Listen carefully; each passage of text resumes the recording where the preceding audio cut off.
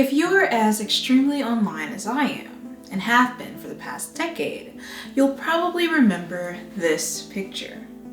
Scary, right? This image feels ancient, and for most of us, it is. The internet uses dog years, so for those of us who experienced the early 2010s through an LED screen, it might feel like the time of the dinosaurs, but it was also the place to be. And this girl was the one to know. For the sake of this video, we're going to give her an alias. We'll call her Carrie. Now, Carrie was extremely popular on the internet when she was younger. She began posting on the social media website Tumblr when she was just 13 years old. Under the URL Let's Snuggle, she posted run-of-the-mill images that the internet was obsessed with at the time. Color-coded EOS lip balms, random pictures of shoes, selfies taken at arm's length using a high-quality lens. Not only were her images considered cool, but Carrie looked and acted the part too.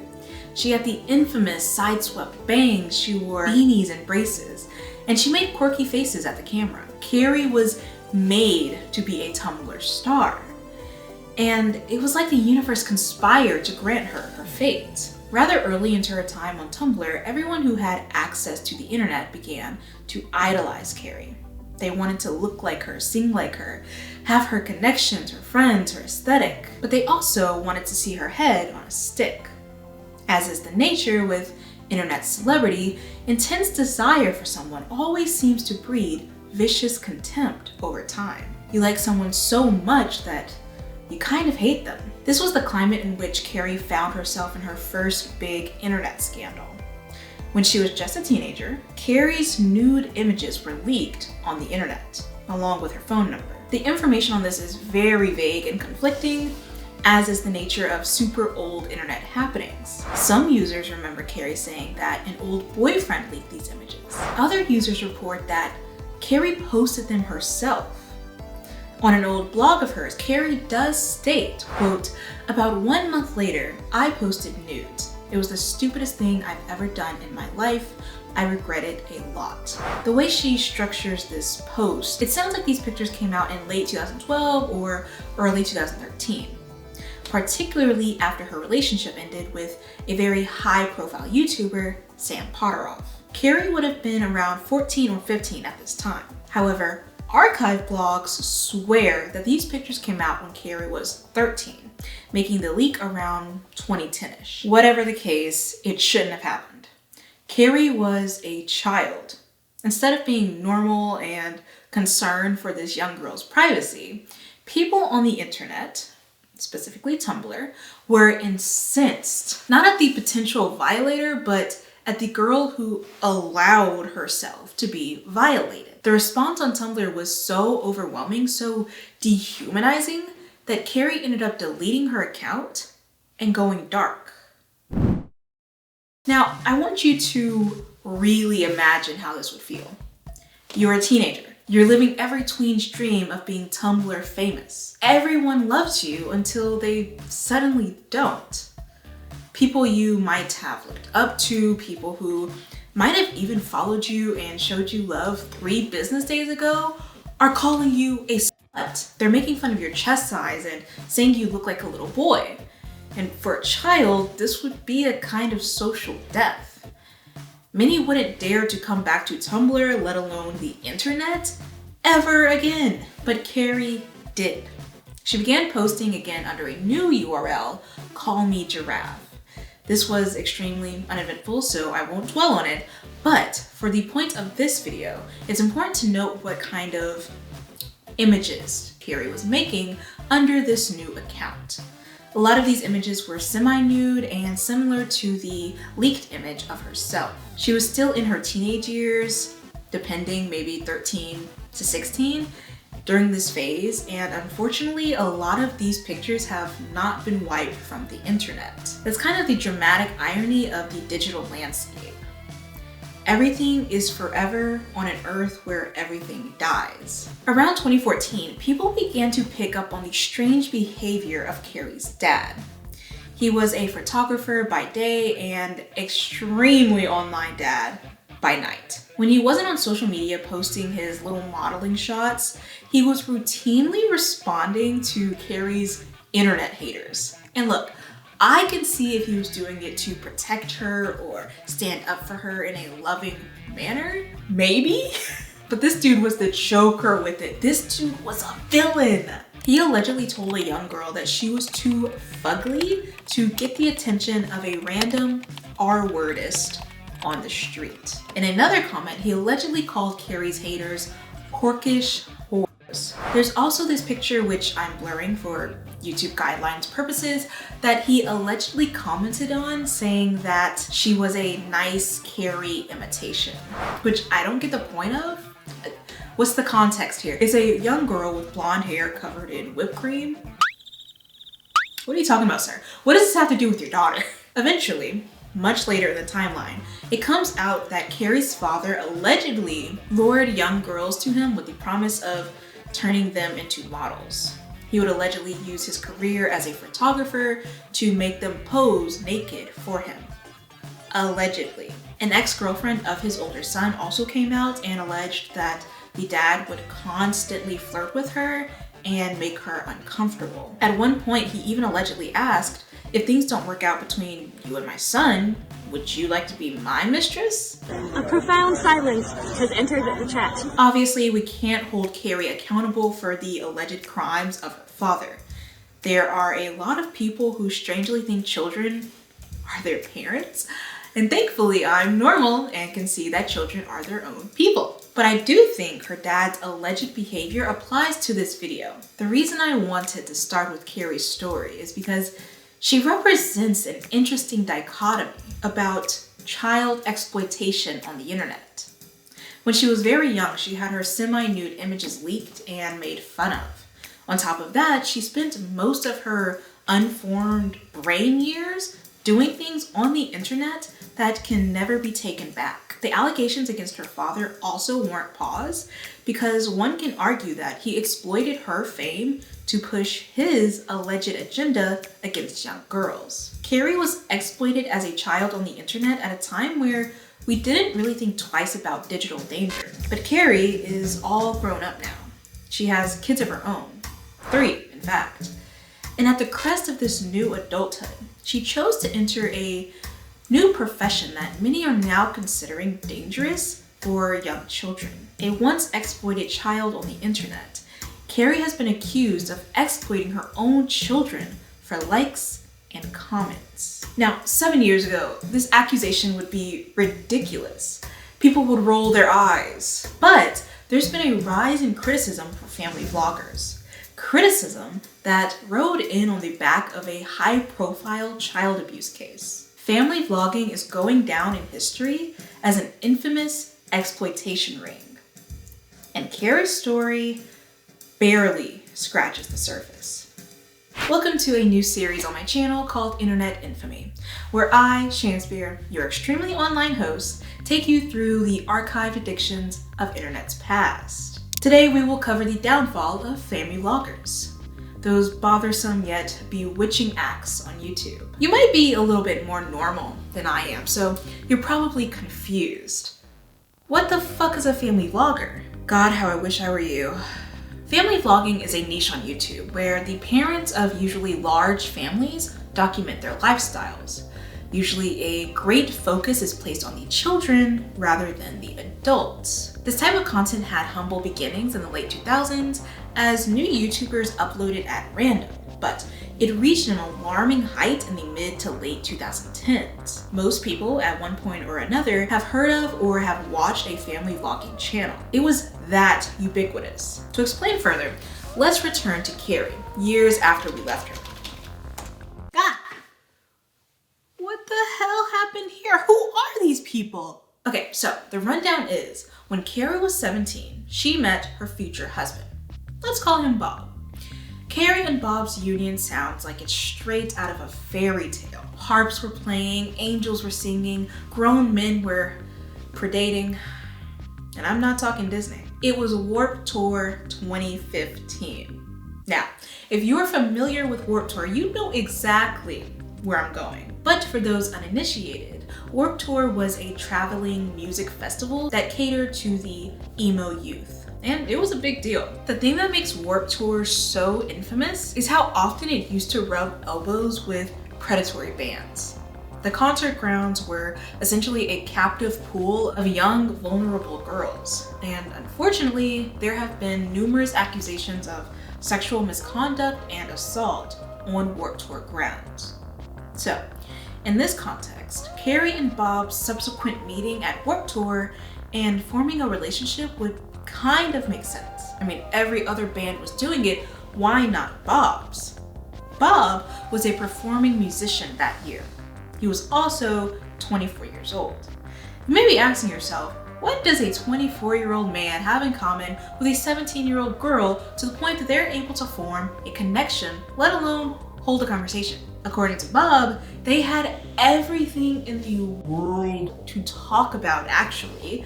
The relationship was solely verbal and entirely innocent, duh. Yeah, he had a girlfriend when he met her, and yes, Carrie stated in an interview that she had a crush on him, and yes, the streets are saying that he was actually engaged to someone else that was actually his age, thank God, when he met Carrie, but none of that matters. You know why? Because Bob says so. Oh, brother. He waited like the gentleman he is up until the very moment she was 18 years old to make a move on her. No, really. He waited until 12:01 a.m. on her birthday because bro was at her 18th birthday party helping her blow out the candles.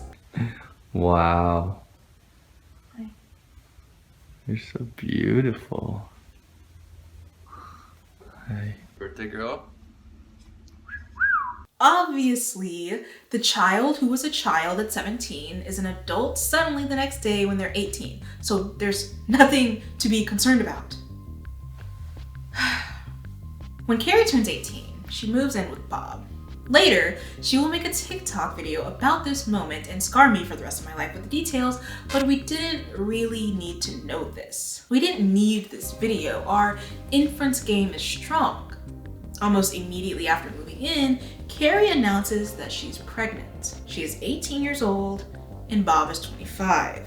Not only do they document this moment on their social media, Carrie is in fact a full-blown mommy blogger by now, they also document their pregnancy journey on a YouTube channel called Awesomeness. At the time of research, this channel has over 18 million subscribers, and it seems to frequently create documentary-style videos about various public figures. Via this channel, we're able to see Carrie's pregnant at 18 story, her nursery tour, the baby's sex reveal, and bits of the labor and delivery process. At this point in her internet career, her aesthetic was streamlined into the typical beige, colorless, soulless black hole that mommy bloggers have come to be known by. Carrie also continued to make documentary videos with Awesomeness TV and even started her own couples channel with Bob.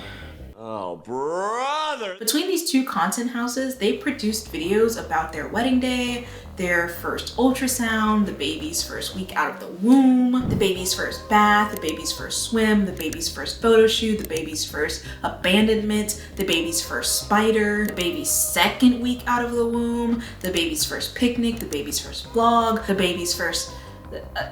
you get it. This is what a family vlogger is. This niche requires constant surveillance of not only the parent, but especially the child. Whether it be as mundane as a baby's first tooth or as dramatic as a 5th pregnancy announcement, everything must be documented. It's kind of like those home movies your family might have made in the 90s, except every stranger in the world has the opportunity to view them. They knew you from birth. They watch your first steps, your first kiss, your most bizarre and embarrassing moments. I hereby proclaim this planet Trumania. The Truman Show. Do you remember that? 1998. I wasn't born then, but I watched it a few years later when I was a kid. I have a distinct memory of Jim Carrey crashing into that alabaster horizon, in fact, the edge of his set, and walking up those sky blue stairs. It wasn't chilling to me then, as a child. The movie was strictly comedic. Who would care enough to watch what was essentially home movies of some random guy? It was unrealistic, or idealistic, if anything. I was cynical as a baby, and this didn't help. But The Truman Show was about risks, at least from a production standpoint. It was about stepping outside of one's comfort zones and creating something that audiences hadn't seen. If everything went well, it was an experience audiences would never relate to in their lifetime. Peter Weir, the director of the film, called it a futuristic fantasy. But even so, he wanted to get the logic of the movie right. He wanted audiences to believe that something as outlandish as constant surveillance, especially when it happens from birth to adulthood, could be feasible. Remember, at the time of the movie's release, the internet was relatively new to the public. YouTube didn't exist, and reality TV shows were not as familiar and saturated as they are now. The only concept of intimate home footage of children becoming viral was shows like America's Funniest Home Videos. And even so, the premise of The Truman Show was entirely different. It analyzed what the director called gross exploitation. Truman was adopted as a baby by a production studio, and life as he knew it was subsequently designed for entertainment. His home, his neighborhood, his town, everything about the idyllic setting was constructed underneath a massive dome. And everyone Truman met from there forward was an actor seeking to supplement Truman's man-made fate. In between the perfectly orchestrated memories, the comedic ad placements, and the ominous presence of the creator, audiences in 1998 would find themselves amused, if not terrified, by what they saw on screen. But they would not find themselves reflected in the material. Enter stage left, the internet. Amelia Tate calls the children of today Truman babies, named after the infamous storyline of The Truman Show. These internet infants are recorded from conception, as evidenced by Carrie's transformation into a mommy blogger, and they're filmed into mundane hell. The only difference between The Truman Show and family vloggers, Tate argues, is that the so-called Truman babies of today aren't being secretly recorded, at least for the most part. The people around them aren't actors, says Tate. They're aware they're on YouTube and that the world they live in isn't a film set. For us Zoomers, still pretty young, the internet is pretty ubiquitous. It's been a part of our lives for most of our lives if our parents were lenient. As a result, our generation tends to have a pretty incriminating digital footprint starting from youth. If you're anything like me, you've probably done everything you can to wipe any embarrassing photos or Facebook statuses from the internet's memory. And even then, these images or tweets were nowhere near as embarrassing as they could have been. Even as a child, I was usually keen enough to save some information for myself. I didn't share the same stuff in my diary as I did on Facebook because it was way too embarrassing to share with my family and friends. Despite having a disastrously digital footprint, most of us didn't share our story of our first period, our first kiss, or detailed crushes for the whole wide web to see. But depending on the family vlogger, some children unfortunately had that privacy taken away from them. The modern Truman babies have had their every moment, from mundane to monumental, forever memorialized. This occurs whether they consent to it or not. But we'll circle back to that paradox later. While structuring this video, I gave a lot of thought on how I would explain the complex terrain of family vloggers to you.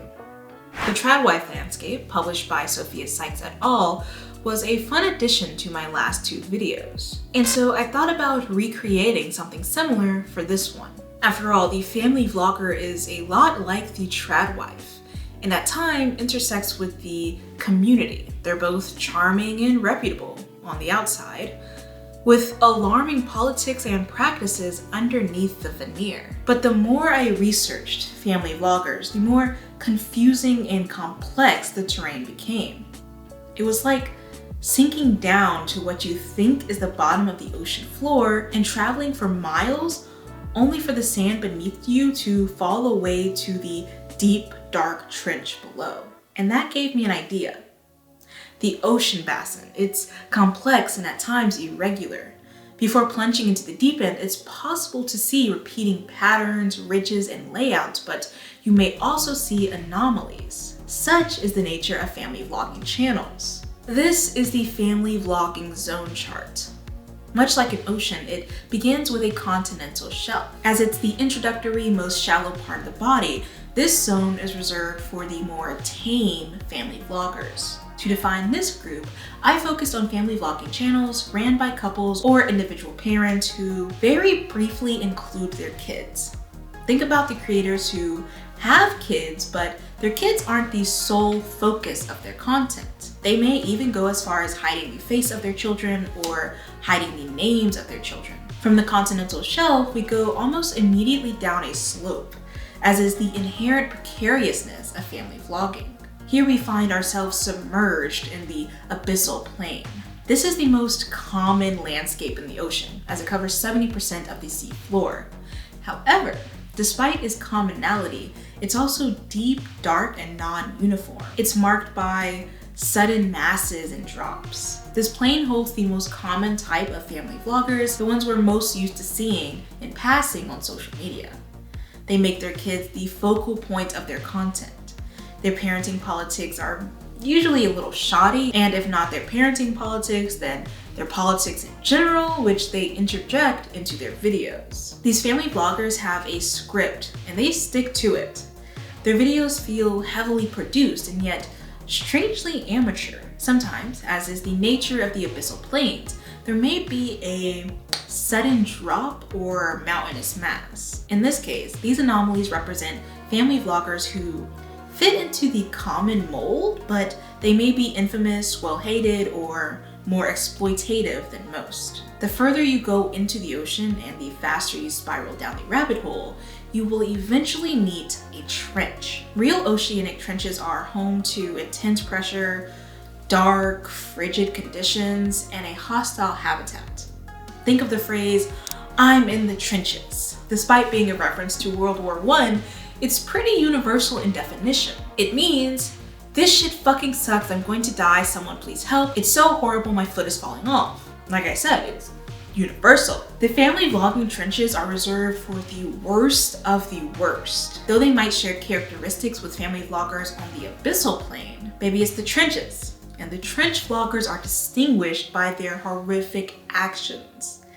They freely abuse their children on camera, exploit their children or relatives for views, or have open cases against them in the court of law.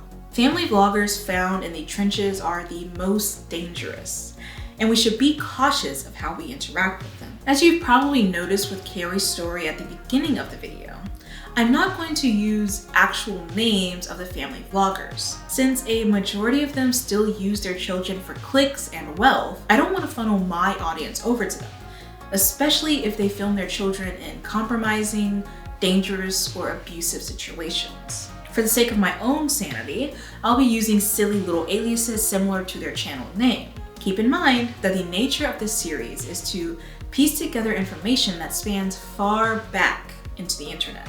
I'm interested in topics of which there is little remaining evidence of, either because of the rapid moving nature of the internet or because someone was smart enough to wipe it. For this video, I was savvy enough to piece together Reddit threads, Tumblr threads, tea spill videos, and endless upload videos of deleted channels to come to my conclusions. That's not even to mention the archived news articles and things from my memory. Like Frankenstein, I've created a monster for you today.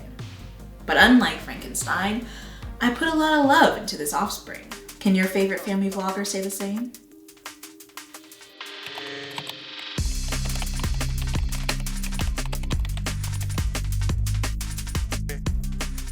Amelia Tate and Fortesta Latifi both published interesting interviews with former and active family vlogger children. This is where we'll begin our entry into the family vlogging zones. A TikTok user by the name of Bobby Altoff used to be a family vlogger. kind of. When her first child was born, she divulged a lot of information about them. She told the internet the child's full name, their date of birth, and even the hospital where they were born. Just short of sharing the baby's social security number, Bobby had a realization. She began to notice the public's reaction to her children. And if you've ever been highly visible on the internet, you can already guess where these reactions were. People were calling Bobby's children all sorts of things except a child of God. People would leave insulting comments, belittling remarks, and Bobby felt truly uncomfortable. Anyone would. That baby's head's still soft and you're already bullying it?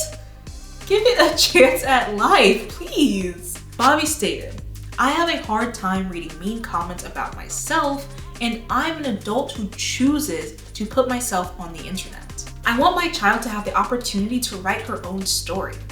I've decided to make it my job to entertain people, but it's not my kid's job, and I don't want to make it their job." Round of applause for Bobby. Although Bobby is still a mommy blogger technically, she doesn't show her kids on camera, and she's even stopped using their names on social media. Instead, she calls her two kids Richard and Concrete, respectively.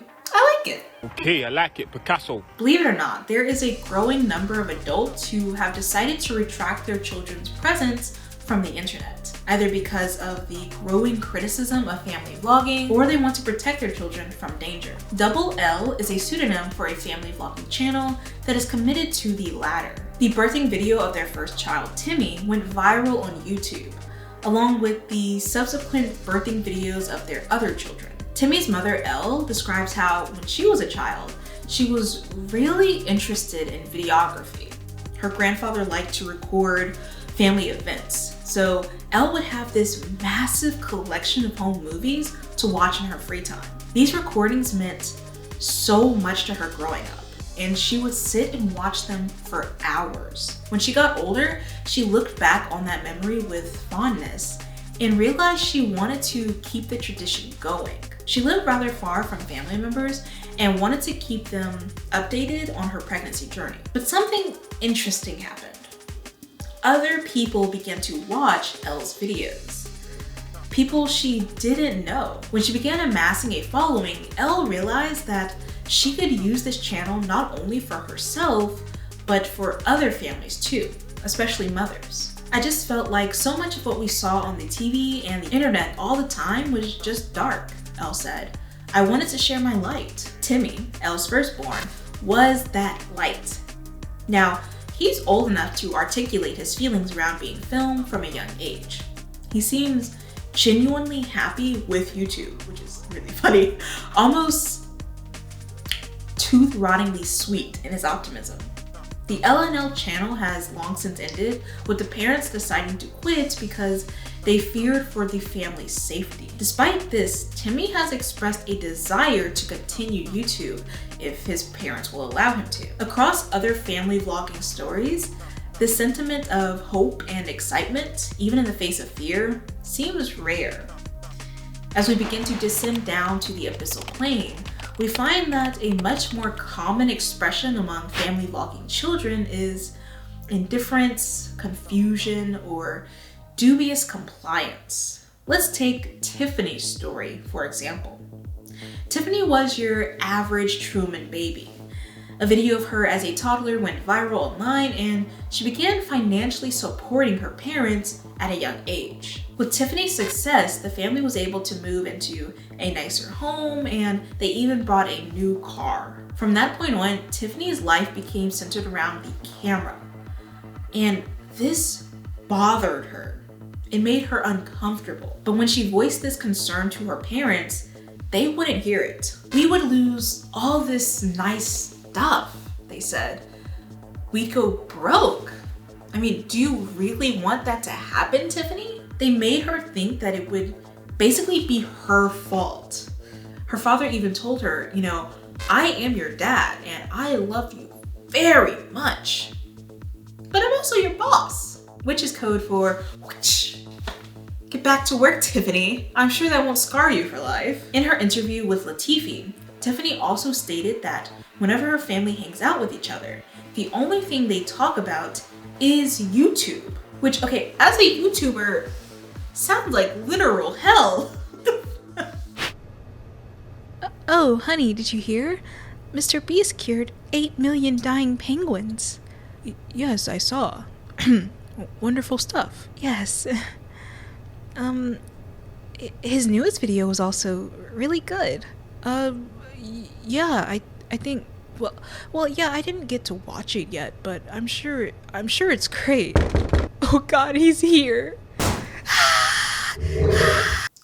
Alright then, let's go back to Amelia Tate's article. There's one vlogging family she spotlighted, whom we'll call the Cat Club. The Cat Club consists of 2 children, Zap and Pippi, as well as their parents. Zap is the oldest daughter of the Cat Club, and her earliest memory is of her and her sister playing together. They're having like a great time. They're forming that illustrious sibling bond, and their moment is so idyllic that the brain decides to file this as a memory. However, Zap distinctly remembers looking up from her sister and seeing her mom a little distance away, pointing a strange black object at them. She had no idea that this was a camera. She was too young to even know that at the time, but she did notice that as she grew up, this thing grew with her. It was a normal part of the family. Her sister noticed it too, and she grew extremely shy around it. Without initially knowing, Zap and Pippi's births were filmed and uploaded to YouTube for everyone to see. Thousands of strangers were able to view their first ever moment on Earth. And these strangers have since built one-sided relationships with the sisters. I've been watching you your whole life. I was watching when you were born. When they're out in public, they get recognized and people sometimes give them gifts. It wreaked havoc in their personal life, especially Pippi, who is the younger school-age one and who has a harder time making and maintaining friendships. Unlike Timmy, who we discussed earlier, both sisters are clearly uncomfortable with the fame that has been forced upon them. Zap finds the ideas of strangers watching her life kind of weird and explained to Tate that when she was younger, she wanted to articulate her discomfort around the camera, but she couldn't verbalize it at that age. Similarly, once Pippi grew old enough to do so, she told her parents that she didn't want to be filmed anymore. It's clear from Pippi and Zap's story that children cannot express consent for becoming child stars on the internet. They can't express consent for pretty much anything. And they're also not as unaware of what's happening to them as an adult might think. Pippi gave an interesting quote at the end of her interview. "I used to feel like we were characters in a snow globe, and the rest of the world was just outside looking in. Like Truman Burbank, whose entire life was documented for the entertainment of others, where his own desires and life goals were ignored for the sake of strangers. Child influencers born into vlogging families are made to feel from a young age like they're merely props in someone else's movie. They're actors, really. But the payoff they receive is never equal to the labor they produce. Not monetarily, and certainly not in terms of safety or protection."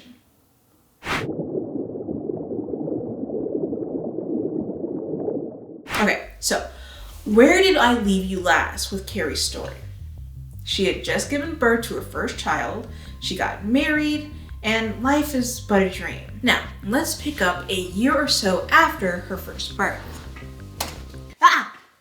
God, it got worse. Much, much worse. In 2018, Carrie gave birth to her second daughter. This child, who we'll call Tulip, was born with Alagille syndrome. Alagille syndrome is genetic, and it can cause damage to the liver and heart.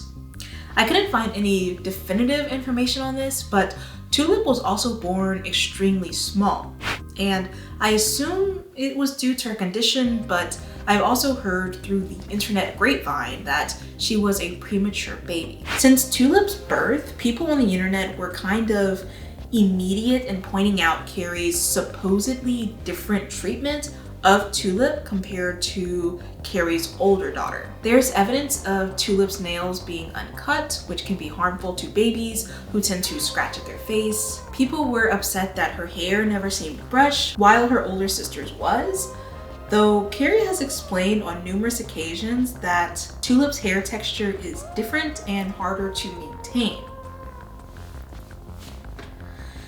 At one point, Carrie and Bob even shaved Tulip's hair when she was a baby because they claimed that they couldn't brush it. On top of that, there are multiple pictures of Tulip outside in chilly to cold weather in nothing but a onesie.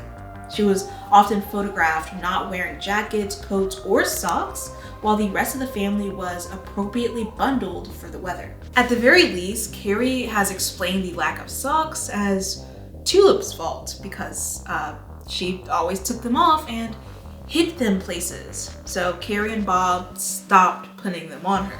There's also video evidence of Tulip being left on the floor while Carrie live streamed. Lord knows where Bob was at the time, his grown fucking ass. And the family dog, who happened to be quite large, ended up stepping on Tulip, causing her to cry. In the live stream, it seems like Carrie hesitates before going to check to see what happened, which can be explained away if we assume Tulip was being supervised by her father, but I don't know, I'm not a parent. When she comes back on camera, Carrie kind of nonchalantly says, "Hi guys, I'm back." Yeah, Lucy stepped on her. And goes back to playing. Now, remember when I said that Tulip's condition could affect her heart? Well, at one point, Tulip needed heart surgery, which the family arranged for her to have. When she went into the doctor, she was visibly underweight, and so they provided Tulip with a feeding tube. By the time she left the hospital, she had gained weight and looked much closer to the typical size of her age range. Also, after this heart surgery, Carrie and Bob decided to go on a camping trip in the mountains to celebrate the successful surgery. I guess I'm not a parent, but something is not adding up. And again, in the images shared from this camping trip, Carrie's oldest daughter is in appropriate winter wear, while Tulip is in nothing but her onesie. In 2020, Carrie shared on social media that she would no longer post about her kids.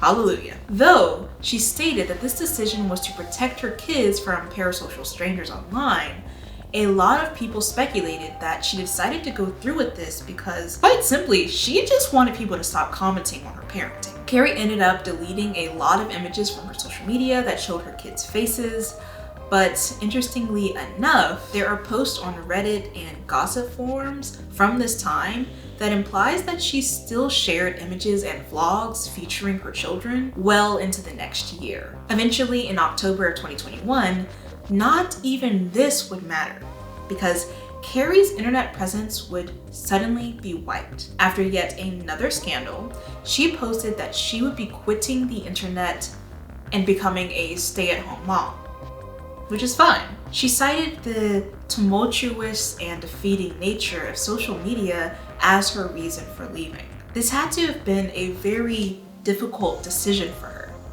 Carrie's entire life was displayed on the internet, and she made decent money on displaying her children's lives on the internet too.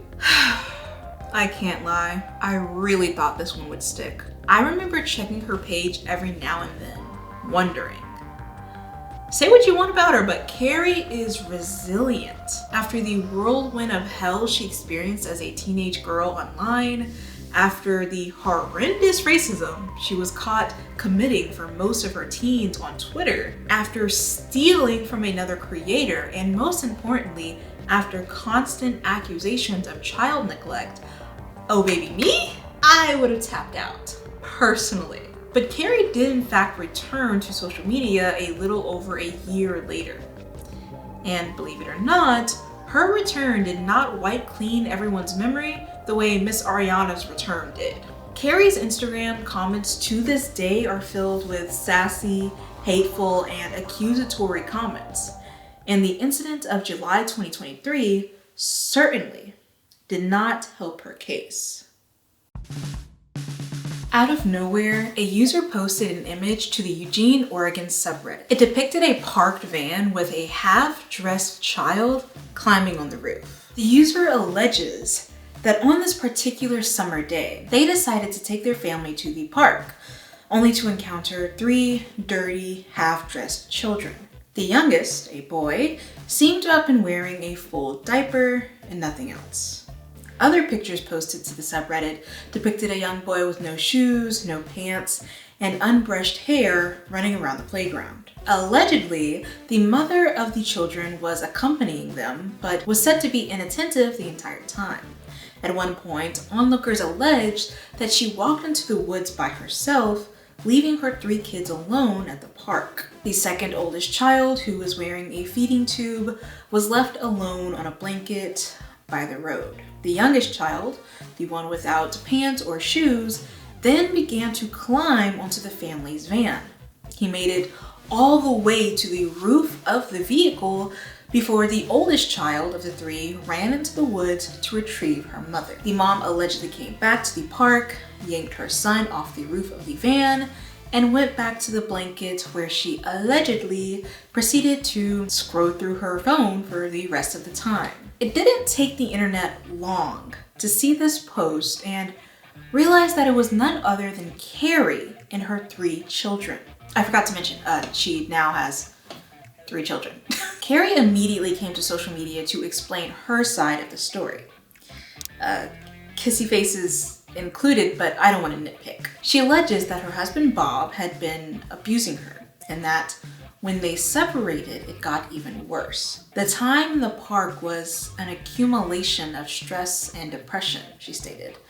And she never went into the woods like people are claiming, she said. She states that she walked away from her kids to cry at the tree line nearby.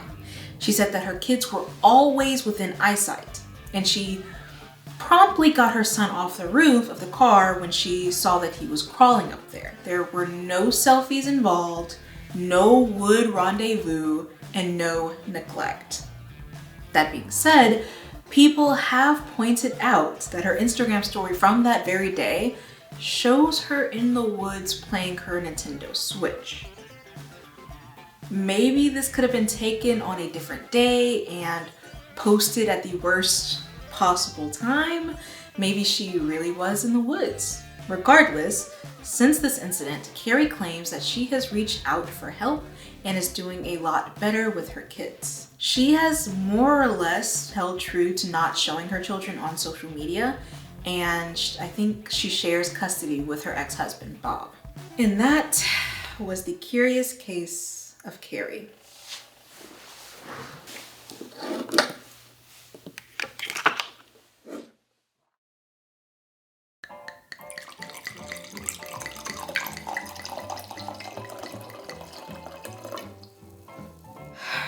What did you guys do for Valentine's Day? Oh, me?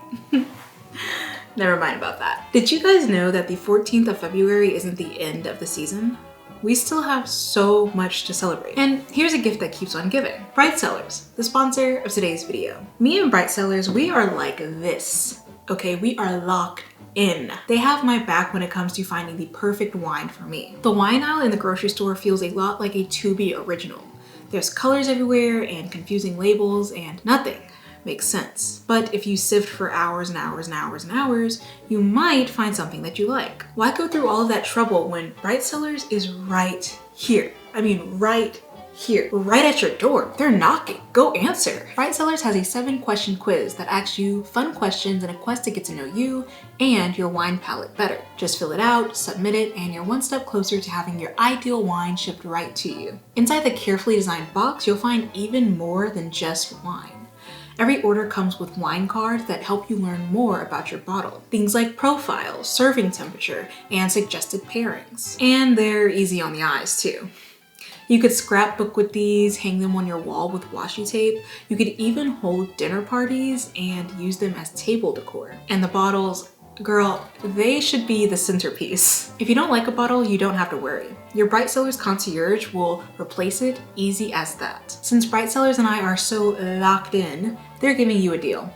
Thank you to Bright Sellers for giving my followers their first 6-bottle subscription box, which is usually $150 plus for just $55. Click the link in the description to take the quiz and get started today. Now, let's get back to the video. Oh, I needed that.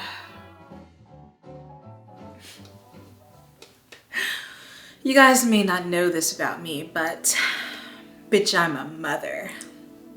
Here's my kid now. Looks just like me, huh?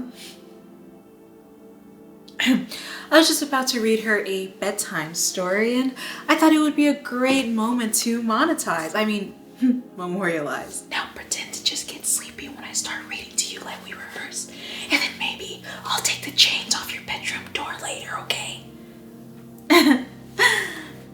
Once upon a time, there was this family channel who we'll call the Stuffing Family. Minnie and Mo's Stuffing had 3 kids, and they shared their day-to-day lives on YouTube.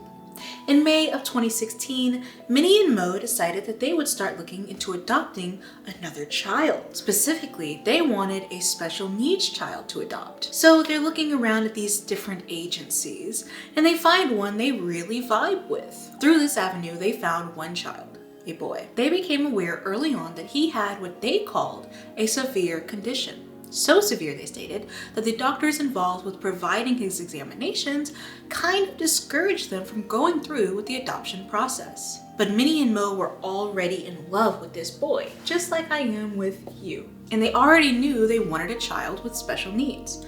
So, as Minnie described it in a video, this information went in one ear and out the other. This child was their son, she said, and he was simply not returnable. This is what we in the business like to call foreshadowing. It's Chekhov's adoption. So, in October of 2017, the Stuffing family traveled to China to close out the adoption process and bring their son home. This entire act was documented on their YouTube channel, of course.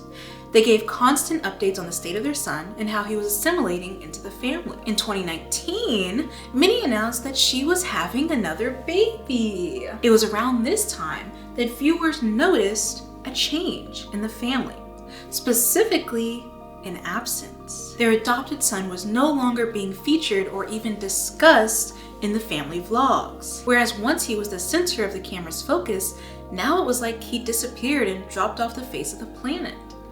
In 2020, Minnie sat down with her camera and explained why. Her and her husband had quietly rehomed their adopted son.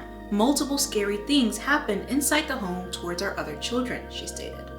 And if these events happened with one of my biological kids, after all the help and after the behaviors we witnessed, sadly, we would have no other choice than to seek help and get their needs met. Our adopted son wanted this decision 100%.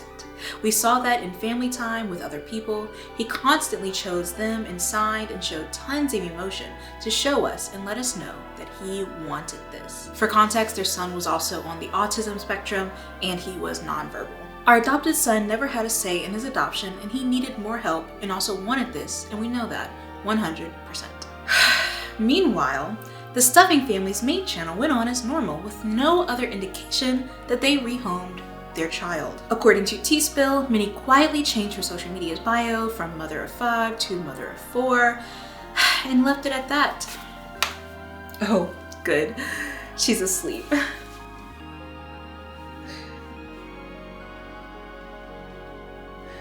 Or have we stopped rolling? Thank God. Fuck. You would be surprised how many YouTube families exist who are just like the Stuffing family. Vampires, all of them. They suck the clout from their children and discard them when they no longer serve their purpose. There was a very infamous case that arose in 2018, which then went viral again fairly recently. Its main antagonist was the creator by the pseudonym Cool Mom and her husband, Random White Dude.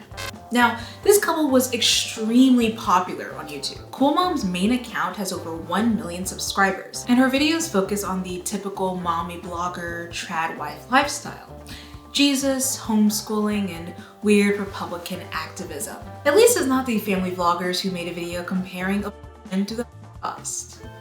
And and thanks to YouTube's insane guidelines, you probably have no idea what half of that sentence said. Just like the Stuffing family, Cool Mom and her husband were also planning to adopt out of the country, this time from Thailand. Now, there's a lot to be said about the adoption process. For the parents, the adopting parents, it can be extremely expensive and made more complicated depending on which agency you use, from which country you're planning to adopt from, and so on. There have also been accusations of unethical practices done by adoption agencies across the world.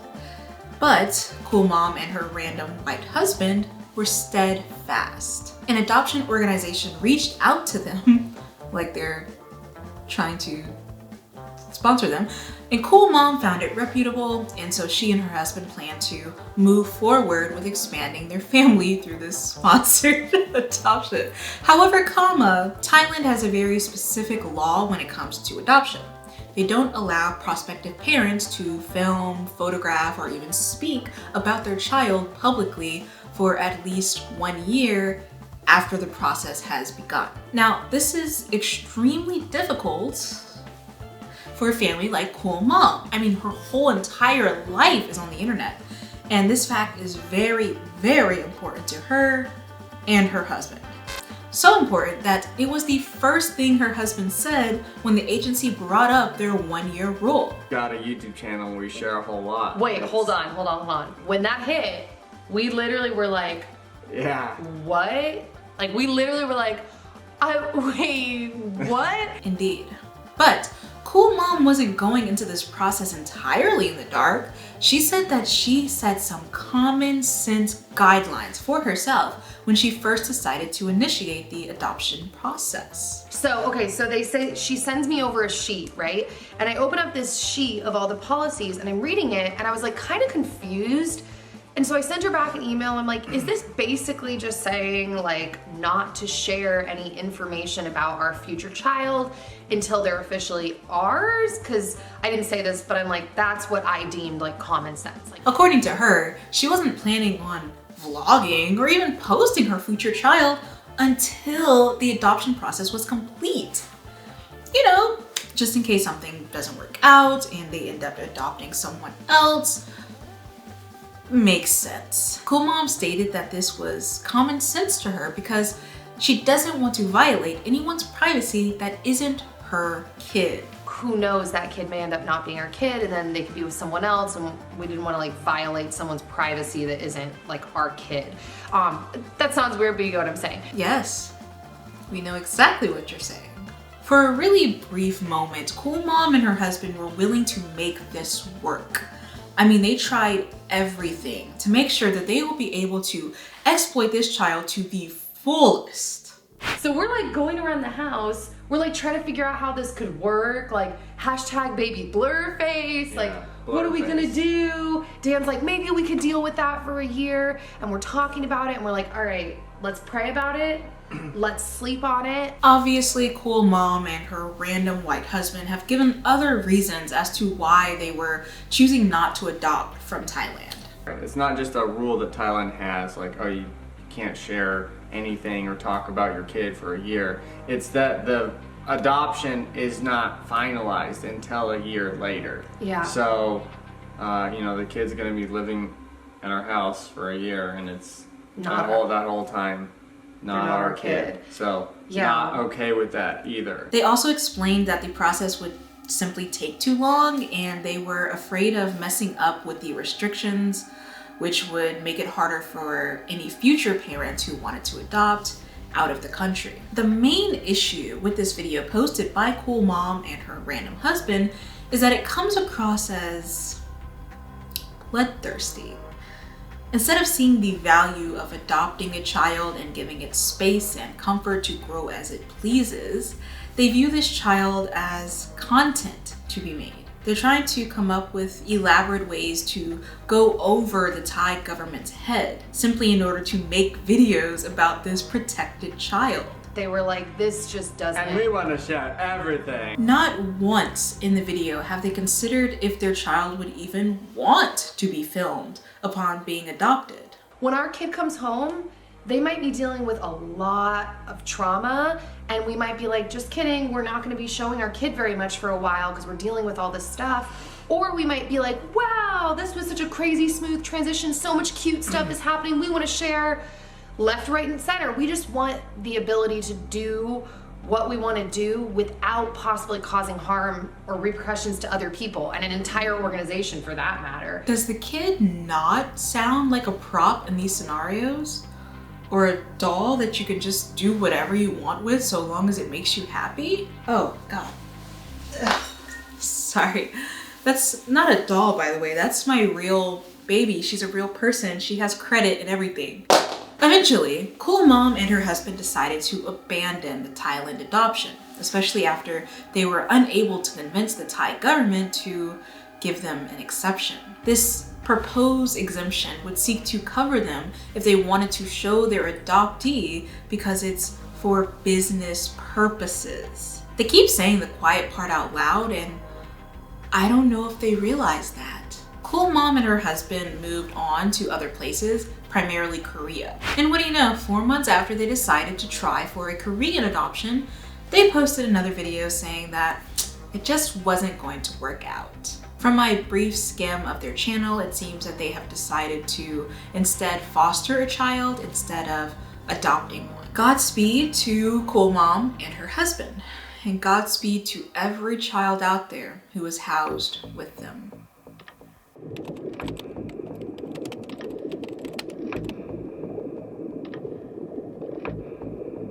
These past few families have been on the Abyssal Plain, but they are not at all on common ground.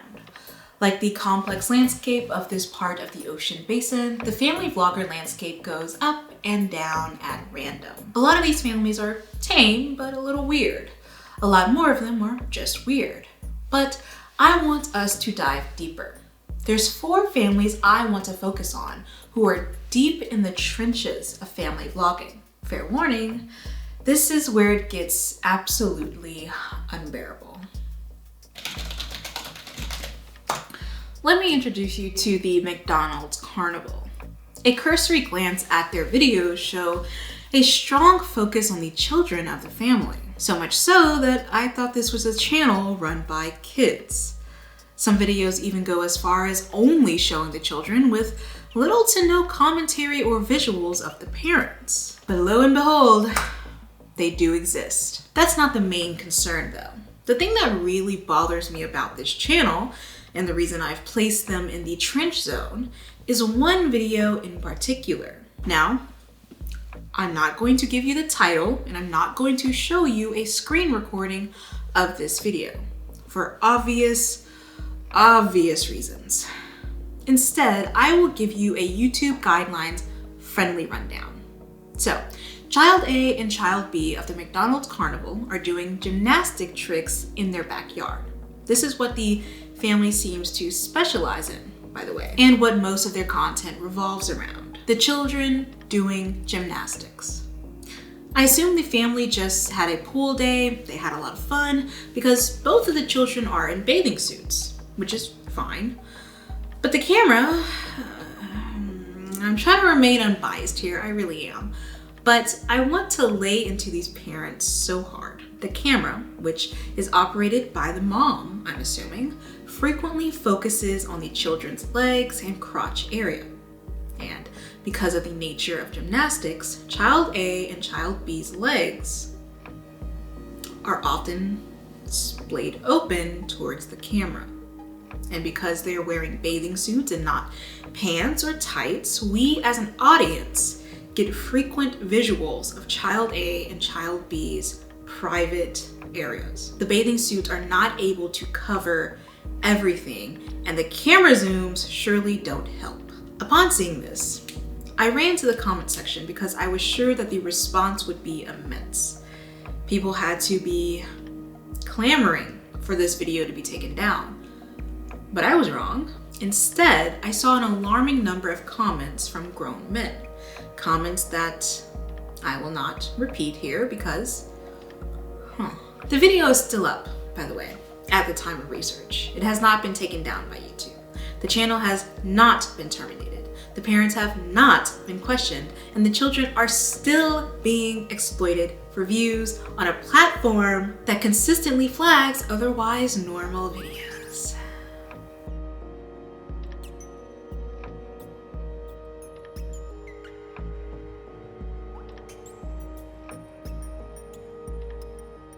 Diving into the world of child influencers and exploitation is hard for clear reasons. Something I didn't anticipate infuriating me was the response fans of this content tend to have. I noticed that a lot of people on the internet are more willing to condemn people who point out potentially dangerous images and videos of children than they are to condemn the parents who post such content.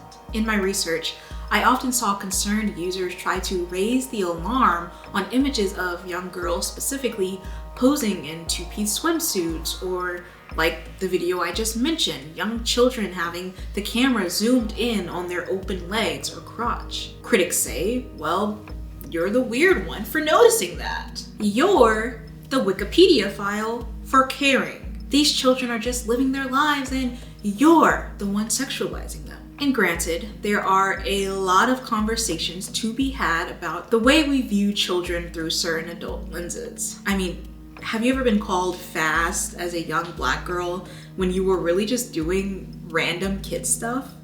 Have you ever been told to put on pants when a male relative was coming over instead of wearing shorts? Because sure, let's just keep inviting over a man who would look at you like that in the first place. It's dehumanizing, and it disproportionately happens to young girls, children.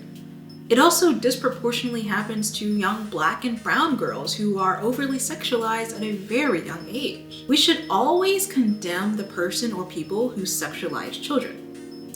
Duh. But please invest in some common sense. Purchase some critical thinking skills at your local hardware store. And when you're on the internet, be so motherfucking for real. As a person who was groomed on Kick when I was in middle school, social media is not a safe place for children. Maybe I shouldn't have said that so normally and nonchalantly. That was probably a bad thing that happened to me. Leah Plunkett is the author of Sharenhood, Why We Should Think Before We Talk About Our Kids Online. And she has done research surrounding the internet phenomenon called sharenting. Sharenting refers to the act of parents sharing sensitive information about those most vulnerable and unconsenting, that being their young kids. Plunkett notes that much of the child found online comes from images of real kids that are taken offline and photoshopped or otherwise retouched. Further, according to the British newspaper The Eye, images of children taken from random family accounts were found to be sexualized on unrelated social media accounts, and these images were often used to entice children sexual offenders to the dark web. This practice of taking innocent photos of children and debasing them for sick pleasure is known as digital kidnapping. It's very possible to place sole blame on the people doing this to children across the internet. Obviously, it's their fault, the pedophiles, but it's also possible to be cautious with what you post as parents. Parents do come from a place of meaning well almost all of the time when it comes to sharenting. But Rebecca, parents should think about the fact that once private information is out there digitally, they lose control of who is going to see it, under what conditions they are going to see it, what other things they may do with it, and how those things might impact their children's current and future life opportunities. Not only can your child not consent to you oversharing their sensitive details, not only can sharenting affect their future or their personal life, but it can also lead to danger. Think of Timmy's family, who I mentioned earlier in the video. They quit their job with YouTube because they were receiving threats to their safety. Or think of Zap and her little sister Pippi, who fear that their presence online can attract stalkers. It's impossible to isolate your child from harm forever. And one day they may grow up and want a social media of their own, but for now, it's crucial to at least place initial safety measures such as low access to social media or minimalizing the sharing of their personal information online while they are young, vulnerable, and unable to consent. Another damning instance of child exploitation can be found with the Spade family. The Spade family is one of the most famous family vlogging channels on YouTube. No matter what niche you prefer, what videos you try to feed your algorithm, at one point you've probably heard of the Spade family. I debated putting this family in the trenches because it's arguable that they haven't done anything provably egregious to their children. Yes, they scam their viewers. Yes, they have the typical entitlement common in influencers. Yes, the husband stares at his wife in a cartoonish way that you know he thinks looks loving. That's suspicious. That's weird. And yes, the parents are inconceivably dull, but they seem to at least love their kids. What more can anyone ask for? That's, I guess, the bare minimum. I'm asking for the bare minimum. Let me start by saying that the Spade family has 3 kids. One of them is missing from their YouTube header, which I find unbelievably funny. But no, seriously, the thumbnails on their videos are unassuming. For a family vlogging channel, not a lot of their outward content depends on their children.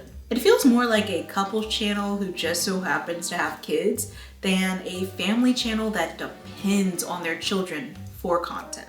Sorry, I cannot get over how he looks at her. And I'm not saying it in a, oh my God, he loves her kind of way. It's like all family vlogging couples have this thing where it looks like they're trying so hard to present an image of admiration, right? They want their viewers to see it and comment, oh my God, the way he looks at her, heart eyes emoji, heart, heart, heart, crying emoji. I'm not saying that they don't love their partner, and I'm not saying even real life couples don't do this.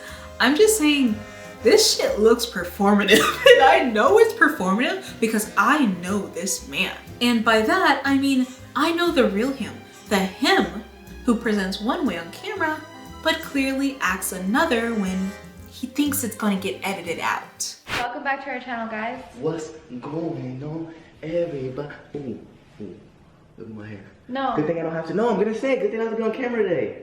Okay. God. Okay. My hair looks fucked up. I would not film like this. So just go. Okay. Okay, 1, 2, 3. Hey, Abyssal! Welcome back to our channel, guys.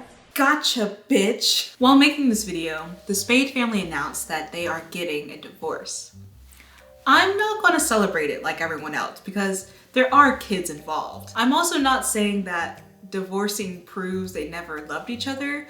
I just think the timing of it's kind of, I don't want to say hilarious. They just knew I needed more content for this video. The Spade family channel began in 2016 when family vlogging was pretty much all YouTube had to offer besides the rare artistic pieces and the more common white twinks. Dad Spade is a former college basketball star and Mom Spade is an influencer. Their videos featured segments with their newborn daughter at the start, but really, it wasn't about her. The parents were the star of the show. Hey, I promise we're gonna incorporate you in the next vlog, okay? You're gonna get the vlog all to yourself. Don't cry, baby. It didn't really start to get weird until their audience began to significantly grow. And you can tell early on during this rise that their viewers really loved Spade Kid #1, their oldest child. They formed emotional bonds with her. They worried when she was sick. They were amused when she was happy. They were touched when she was affectionate. Like the audience, the camera too became enamored with Spade Kid #1. She begins getting filmed in what I call Trent's territory. And these moments especially set this family apart from otherwise tame or just weird Abyssal Plain channels. In one video posted in 2017, Spade Kid #1 is being potty trained on camera for some reason. This requires her to obviously not wear pants. All she's given to cover her up is a long tank top, and Really, the purpose of this shirt is not modesty. It's pulled up when she sits down on the toilet, so the design of the potty is the only thing keeping us from seeing Spade Kid's bottom half. At one point, she's told to wiggle on the toilet seat to help her pee, but the whole thing feels weird to watch. Why do we as an audience need to see a child unrelated to us get potty trained? And why is that entertaining to us? Why does such a normal moment in a child's life that would feel normal in a home movie feel so strangely orchestrated for YouTube? The Spade family actually does this a lot. That is, they take normal moments and make them feel drastic by use of the camera. For instance, one morning at 4 a.m., Dad Spade turns on the camera. The room is dark. The baby is crying. Guys, it is 4:30 in the morning. It's okay, baby.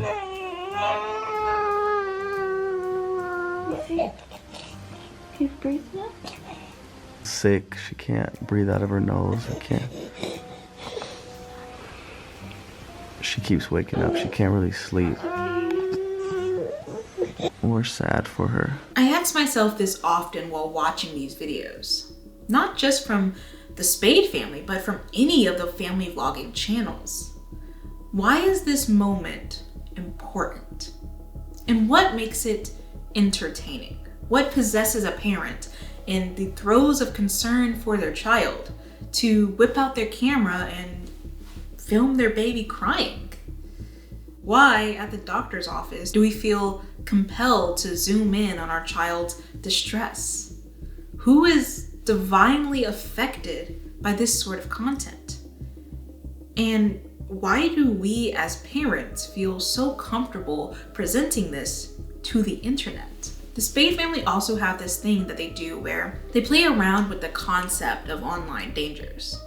I don't know if this is intentional or just naive, but Dad Spade especially has a habit of referring to his daughter's so-called allure, even when she's just a baby. The family has a video on their channel where they read their 1-year-old daughter's Instagram DMs. Because, of course, they have an Instagram for their 1-year-old daughter, who wouldn't? People in this messages speak to Spade Kid number 1 as if she can actually read them, which to me implies that the majority of these messengers are kids, which is fine. Why do they also have an Instagram? I don't know. But in this video, Dad Spade constantly makes a show of protecting his daughter from boys online who want to date her. At one point, he states, Some guy commented and said, your dress is beautiful. Your dress is beautiful? Yeah, my question is, does he mean her dress is beautiful or her dress is beautiful? You know what I'm saying? You don't know what I'm saying? I don't. Okay, next. I think this joke isn't funny haha, but kind of funny weird. Especially when you take notice of the kind of pictures they post of their daughter's page. There are numerous posts of their young daughters in 2-piece bathing suits and small crop tops. And believe me, I think children should wear whatever is comfortable to them. But again, that realism needs to kick in. These images are placed on an unprotected account with millions of followers. Yes, it's run by the parents, but that also raises a question. If it doesn't benefit their children in any way to have this account, if the child doesn't have access to this account, why do their children have Instagram accounts at all? There's no telling who was in your audience and what their intentions are or where these photos might end up. I have a similar critique of another moment in the same video. Dad Spade shows us an old video of his where he flips the camera to a 6-month-old kid Spade number 1 who is wearing a 2-piece bathing suit. Fine, whatever, I don't care. Kid Spade is in a crawling position, which is, again, normal and fine and fun. She's a baby. But the context around it is strange. Dad Spade presents this moment as if Kid Spade is purposefully trying to appeal to viewers, almost as if she's being promiscuous. This is what I saw. Oh God! Oh God! What are you wearing? What were you wearing? What were you doing? What were you wearing? At 6 months old, you were wearing a bikini. A cute bikini. Mommy's put it for you. No. Daddy does not approve of that. She looks so cute. Oh my gosh, she is beautiful. At just 6 years old. At just 6 months old. And of course they're joking, you know they're joking. But I think the idea of playing around with real dangers like this is interesting at the very least, and wildly inappropriate at the most. Maybe I am doing the most. Maybe I'm looking too far into this. Maybe I'm just paranoid about child safety. What a weirdo I am. But what the fuck is this? In 2019, Dad Spade posted a video onto his Snapchat, of all places. It depicted him and a young girl who is not one of his kids, but assumedly a relative, and they are in a store. The young girl is seen reaching for a phallic-shaped lollipop on a shelf, but clearly, at least to me, she is unable to grab it. Now, this is important. The next video shows the young girl with the lollipop in hand, walking towards the cash register. The girl mimics licking the lollipop a few times, which draws out disbelieving laughter from Dad Spade, who is recording her. He pays for the lollipop and he makes a big show of it being inappropriate. You know, like he tells her, don't tell anyone that I brought this for you, and you know, it'll be our secret, and hide it from onlookers. To me, this implies that he knows that it's inappropriate not only to buy it for her, but to film himself doing it. Still, he posts it anyway. The backlash is immediate, but Dad Spade went to the Ariana Grande school of I don't give a fuck. He states that this young girl threatened to steal the lollipop, and he believed that buying it was more ethical than her just taking it. The child that was hopping on her tippy toes to grab a lollipop that she still couldn't reach even then, threatened to steal it from a store. Okay, say we believe you. Say that this child was planning on committing grand larceny of this phallic-shaped lollipop. Why buy it for her? Why not use it as a lesson, an educational television moment? Especially, Dad Spade, when you yourself have a history of stealing from stores. You said that yourself. Back in high school, I used to steal. Shoplift? Hey, everyone used to steal at least once. Everyone has stolen something. Yes, I guess you could say shoplift. Shoplift clothes. You could have sat down with this girl and told her that stealing is bad, that there are some things in life that you simply can't have, and that you will be okay if you don't have them. Why buy her the lollipop if you knew it was inappropriate? Why not buy her a different lollipop at a different store? And fuck it, sure, if you found it funny for whatever reason, why not get her the lollipop in secret? Why film it and upload it to social media where this young girl's face is in clear view of the camera as she licks this oddly shaped lollipop? She has a digital footprint and she's not even old enough to be on social media. How is that fair to her? There's yet another interesting moment that I found needed to be highlighted from the Spade family.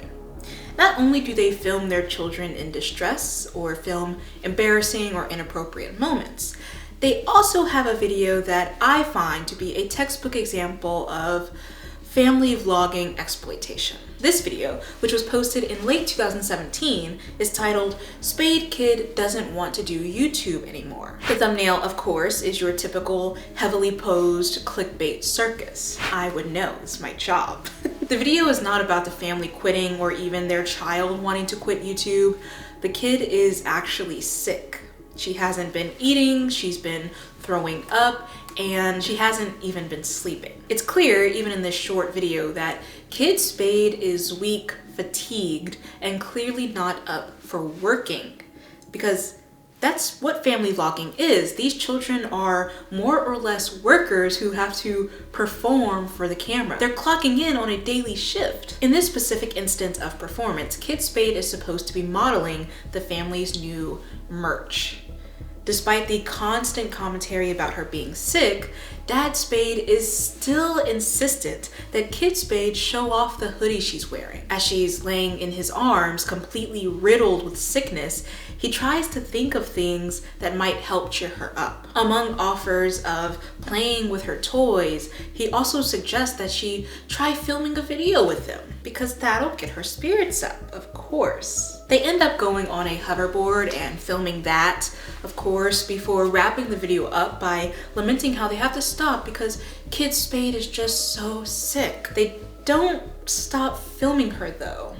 In fact, they make sure to get her in frame perfectly before saying their closing remarks. Doing a merch shout out while your sick baby who should be resting and is instead being fed Gatorade in the background of your video is kind of crazy. Get that camera out of her face. I find these moments to be so interesting because they imply that the Spade family lack boundaries. It makes you believe that they're an anything goes type of family, that they don't know how to stop sharing, even when their kids become collateral. But that's not true. They actually do know how to keep things private. It just depends on whose information is getting exploited. For instance, the Spade parents were not married at the beginning of their channel's success, which is fine. But they did get married during their channel run. Again, fine. However, this marriage was a total secret. No one in their audience knew. The Spade parents stated that their marriage is something they really wanted to keep private, and so they didn't clue in their audience. How confusing. What about your marriage is more sacred than your child's privacy? Why are you so eager to show the ins and outs of your child using the toilet, but you hesitate when it comes to something about you, the adult? If I had the gall to answer this, I guess my first reasoning would be that we don't see children as people, period, but especially people who are deserving of privacy and choice. These human truths are reserved for the parents, aka the adults. And I think this logic becomes increasingly clear the further into the trenches we travel. We're about to land at the bottom of one of the deepest pits in the family vlogging basin. These last two stories feature themes of abuse and neglect, and the families involved have already had their local police and CPS involved. I urge you, if any of this sounds triggering, please check the timestamps for a safer landing. It only gets worse from here.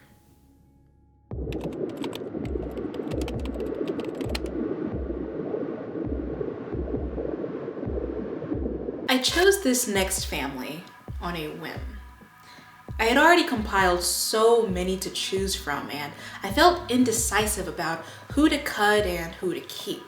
So, in typical Shanspeare fashion, I decided to start watching everyone, just to see which one stuck. And boy, oh boy, you might as well call this family a computer mouse the way they was fucking clicking. DOF is a channel that started in 2015. And unlike a majority of the other channels we've talked about, there seems to have always been something off about its members, particularly the mom and dad, who we'll call Thing 1 and Thing 2 respectively.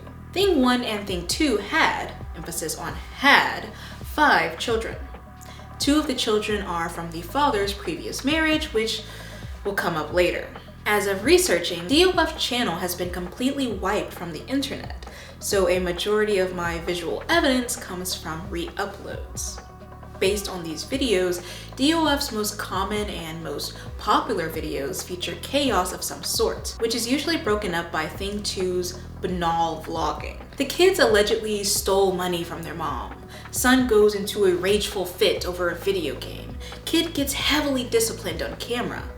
It's greatly unlike any of the other channels I analyzed, mainly because, despite it being a family channel, it doesn't seem to be marketed as very family friendly. But the reason I fell so far deeply into this rabbit hole of this channel, what truly made it click for me, is that I've seen this film before and I did not fucking like it. I had a dad similar to Thing 2.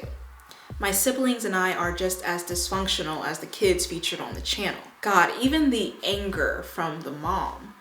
It was like watching my life unfurl on the internet before me. By white people, obviously, but other than that, it was a carbon copy. Most of the videos featured the kids being screamed at, either by each other or by their parents. The camera is often pushed far into their faces while they're being disciplined, and we can see the resentment and animosity they have for this device, perhaps even their parents, up close and personal. The feelings of these children are constantly undermined. When they're feeling upset, Thing 2, the dad, only seems to escalate the situation further. He very clearly pits his kids against one another by allowing violence to breed between them and having them compete on camera. When one brother tackles another after yelling incessantly for him to shut up, a trait clearly picked up from his father, Thing 2 merely pulls the kid off and throws him clean across the foyer. There's another video where the eldest son destroys his younger sibling's room by pulling the bed off of the box spring, pulling the dresser drawers out, and tossing the clothes around. And the dad just stands there silent baby, recording, even as the younger siblings scream and ask for him to help. It would seem staged if not for the raw emotions you could see across every child's face throughout the channel's run. Acting is one thing, but these emotions are real. We're voyeurs watching some of the most horrible things happen to children during their formative years, and we're doing so on YouTube.com, of all places. For instance, there's a video where Thing 1 and Thing 2 decide to quote unquote prank their children. Prank being a very loose word here. So Thing 1 contaminates a burger by putting his snot on it, throwing it on the pavement in a parking lot, and wiping the patty on the restaurant's outdoor trash can. By the looks of the video, it seems as though he really wanted to wipe it on the outdoor dumpsters, you know, those big green ones, but they were either closed or in sight of the incoming trash truck, so he goes for the next best thing. Picking your boogers.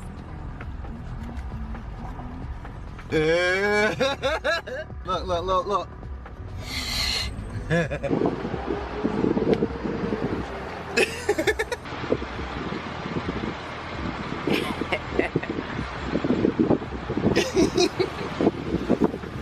All right, that's good. Before I tell you this next part, it's important to know that Thing 1 and Thing 2 throw this burger away, but they don't want their kids to know that. Once home, they provide their kids with dinner and they wait for them to eat it. Then, Thing 1 opens his laptop and starts playing the video of him contaminating the burger. The kids are aghast. Obviously. "I'm not eating that," one of them says. The others agree, clearly disgusted. Thing 1 laughs real loud and he says, "I did that to every burger. You're already eating it." The kids are even more disgusted and they begin to rightfully freak out, saying that they are not finishing their food.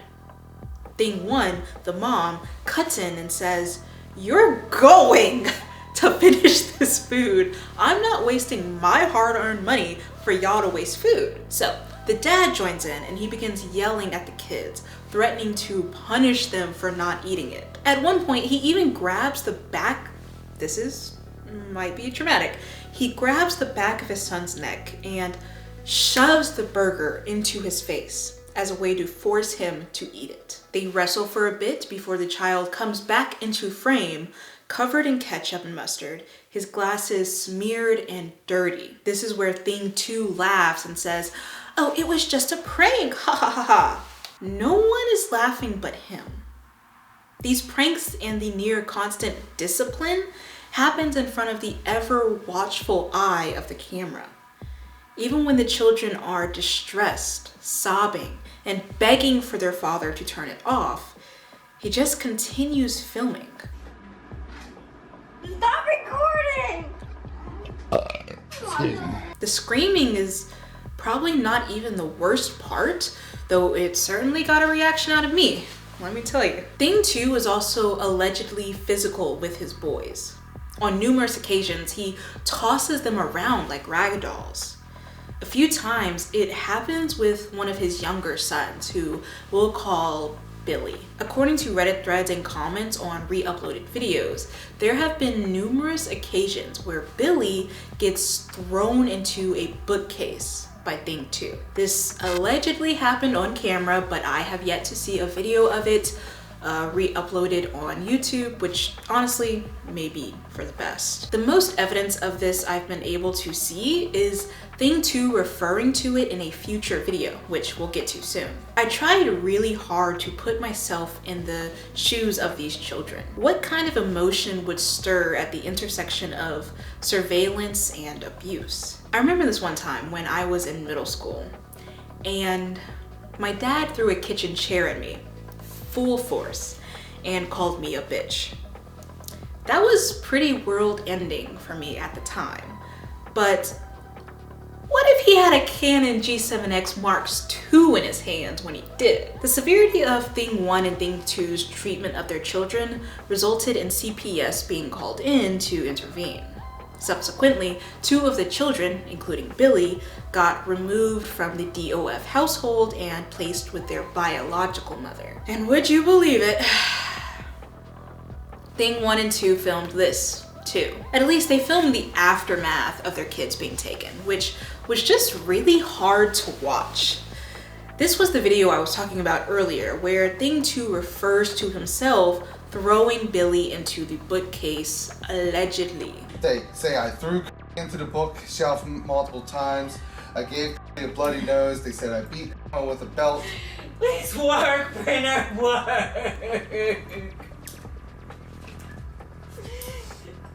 It's this prepared document. Thank God. Calm down. He says it in a disbelieving tone, but I can't tell if it's disbelief at a rumor or disbelief that his actions have consequences. I will never, ever understand parents who have never shown their children love, who have never shown that they care. I'll never understand why they have these moments where they're suddenly overcome by grief that their child is gone. I feel so bad because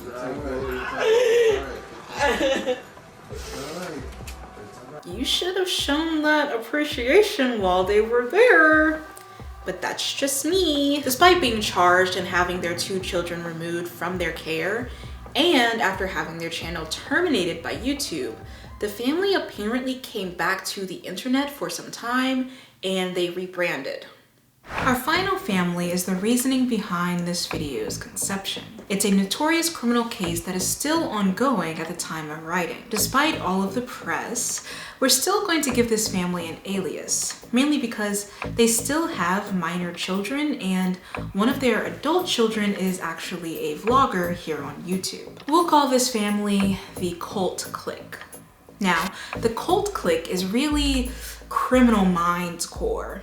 It's scary, it's a federal offense. The Cult Clique started in 2015, and it was a channel created by parents Sapphire and Sam. Between them, Sapphire and Sam had 6 children, all pretty varying ages. At their vlogging height, the channel amassed over 2 million subscribers, so they were very well known. The videos are pretty much the same when it comes to this niche. Cleaning routines, day-to-day life, parenting tips, and behavioral management. But the thing is, no one with a heart would follow their advice.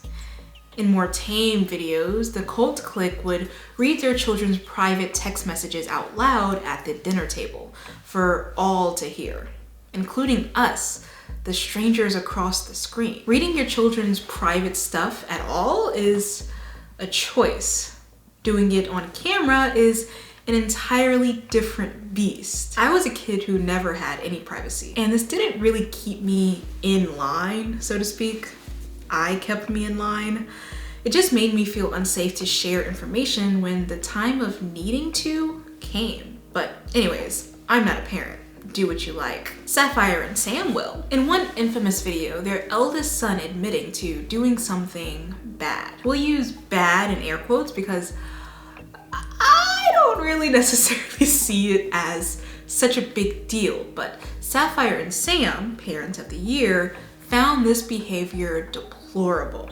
So, their eldest son had woken up with his little brother one morning, early. Okay, I'm talking dark as fuck outside. And he told his brother, "You have to wake up, get packed, because you'll never believe this. We're going to Disney World." Of course, the little guy is excited. He gets dressed, he makes his bed, he even packs a suitcase for himself to take to Disney World. He is over the moon, overjoyed. Now, the eldest brother is sitting on the sidelines, kind of giggling behind his hand, like, and he waits until his younger brother is just about ready to go before he's like, "Dude, it was a prank. We're not going to Disney World." Now, obviously, little Brad or whatever is crushed. Who wouldn't be? But what do you think Sapphire and Sam do when they find out about this criminal act? I'll give you 5 seconds. Yeah, they take their oldest son's bed privileges away. His bed privileges, you heard me. They make him sleep on a beanbag on the floor of the family room, and he has to do this for 7 months. By the time he tells the audience this, he had just gotten his room back. Mind you, he recounts this story with a little humor, and Sapphire does not like this. She like looks at him a little bit out of the corner of her eye. Her smile is gone, and she's like, "Well, did you even learn your lesson? Do you think it's funny? Because I can take that bed back right now." Oh, brother. Okay. The son, instant straight face. Sapphire is a big fan of subversive discipline. Food happens to be one of those privileges that she talks so much about. When her son is tickling his brother and Sapphire tells him to stop and he doesn't right away, she threatens to send him to bed without dinner. Even more intriguing is Sapphire's response to her young daughters. When her daughter is like 5 or 6 years old, she forgets to bring her lunch with her to school because she's 5 or 6 years old. The teacher messages Sapphire and is like, "Can you drop off your daughter's food? She must have forgotten. She's, gonna be hungry at lunch." Sapphire, who is totally normal, declines the suggestion and says that it is her 5-year-old daughter's responsibility to make her lunch every morning and bring it with her to school. So she's just gotta learn her lesson, as Sapphire says. Sapphire also goes on a tangent about how her daughter's teacher must feel so uncomfortable with her daughter not having anything to eat. And that's just not how Sapphire rolls. It's apparently fuck them kids forever. Not only did she refuse to bring her daughter lunch, she also verbally hopes, out loud for God to hear, that no one else will bring her child lunch either. So the natural outcome is she's just going to need to be hungry. And hopefully nobody gives her food and nobody steps in and gives her a lunch. In that same Polly Pocket of thought, Sapphire also refused to wake her preschool-aged daughter up in time to attend her class, stating that she's old enough to do that on her own. Slept in. She's notorious for sleeping in. And she woke up and I thought, you know what? I'm not going to wake her up because every time I wake her up she gets super grumpy and upset and I have to literally drag her and get her dressed. And she's old enough to do that herself. And she missed preschool. She slept in and she woke up and she's like, "I'm ready to go to preschool." I said, "You know what? Preschool's over. You slept through it. I'm sorry." And she's like, "What?" And I said, "You need to get up and get ready if you're going to go to preschool because I'm not going to drag you out of bed." And she can't control when she wakes up. Apparently she can. No, because I woke her up. Preschool brains are potatoes with crayon drawn lines. There's no critical thinking going on up there. Clearly, her daughter is not able to set an alarm clock for herself or just magically wake up because she ends up oversleeping, which Sapphire had the nerve to get mad about. In yet another video posted by the cult clique, Sapphire once took out her agitation on one of her young sons. She expressed frustration at him for leaving 2 socks out on the lawn, and she told him angrily to come pick up all of his crap She uses that word, crap. Now, so you see, now I'm using bad language. That's how bad of a mood I'm in. He walks around the house, confused at what she's talking about, until he sees 2 socks there by the fence. When he picks them up, she instructs him to put them in his pocket, which he does, and then she says, "Drop and give me 20." To which her son drops down and begins doing push-ups for her. She even corrects his form. Look, it's not funny, it's just wholly unbelievable to the point where you start gaslighting yourself. Like, I know I just saw that with my own eyes, but there's no way that parents like this exist. I must be crazy. I must be seeing things. Eventually, the cult clique stops posting on YouTube. Around this time, Sapphire begins this partnership with some random lady who claims to be divinely spiritual. Together, Sapphire and this lady become certified mental fitness experts and would post divine teachings about parenting. Don't ask me what any of that is. Don't ask me what a mental fitness expert is. It's a made-up job by white people and it probably makes 7 figures a year. So that's way above my pay grade. This union formed under the Random Ladies Company, nonsense bunch of letters, or NBL. The content at NBL was very much cult, I'm not gonna hold you. Random Lady often did podcasts featuring Sapphire, and one of these podcasts centered around keeping children free. Now that is going to be the most ironic phrase you've ever heard in your life. Just give me time. In another podcast, Sapphire explains the role of a mother. She says that your job as a mother is to scrutinize. You're the mother and she is the child. This is not a relationship where you trust her. That's not your job as a mother.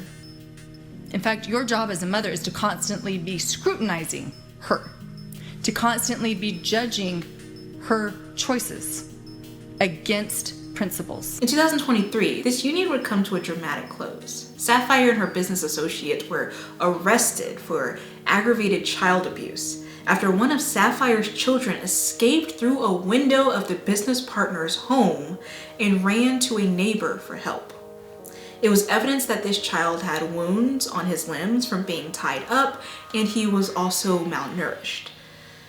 Upon entering the home, police found a second child under similar conditions. The 2 remaining minors under Sapphire's custody, not the 2 that were found, but 2 others, they were gathered from a friend's house and they were taken into custody, like by CPS. Since then, if I'm not mistaken, I think Sapphire's oldest daughter has taken custody of all of the children, but that hasn't been fact-checked. I think I just saw it in like a random YouTube comment section. This daughter has also been very vocal about going to the police and alleging the extent of her mother's alleged abuse, but nothing had been done until then.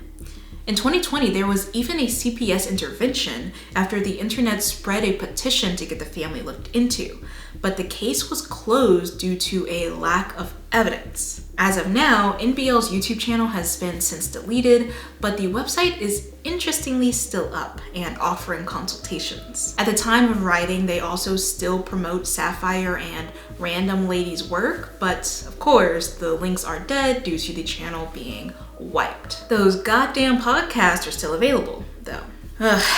Cat Williams said it best. You have an unnatural allegiance to losers, and that's really not like you. But I guess it kind of is. Huh.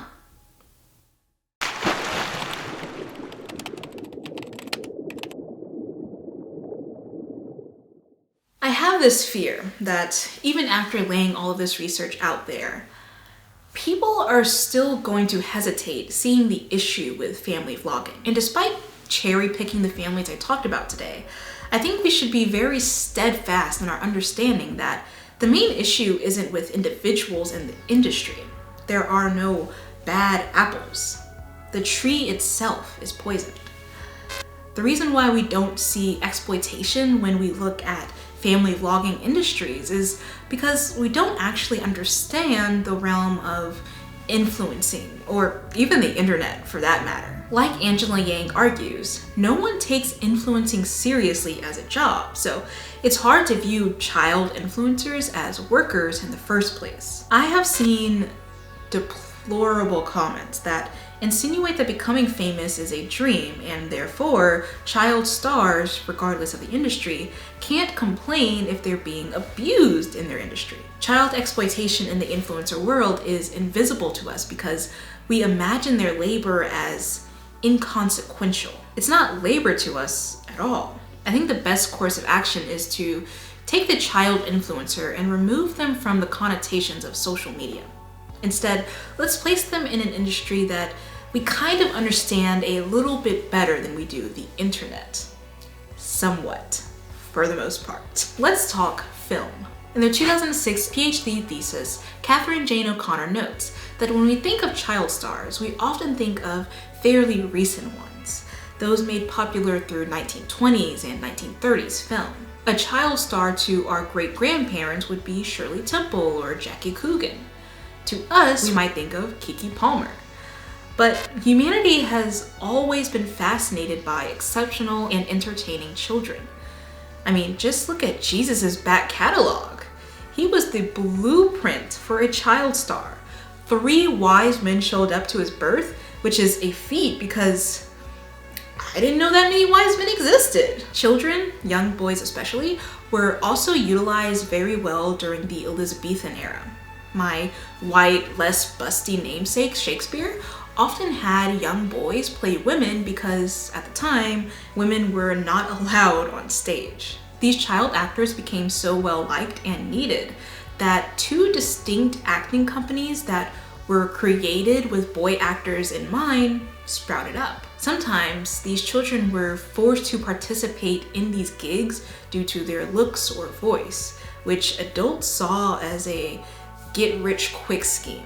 Likewise, today's child stars are also pushed into the entertainment industry, whether that be film or influencing, partly because their guardians find them to be alluring to audiences and therefore beneficial to their pockets. As such, the stereotype of the exploitative adult and the abused child star is prolific through history, with a notable example being G.R. Sims' 1889 play, Master and the Man. The stage parent states, "This here is my boy Johnny, and he's going to do a spring and a jump onto my shoulder and then turn a double somersault on the ground." The onlooking crowd asks, "And what are you going to do with yourself?" Lee replies incredulously, "Why, take the money." Though the distant past shares similarities with the exploitative nature of today's family vlogging, I would argue that film is its closest ally, and one that we would probably understand the most.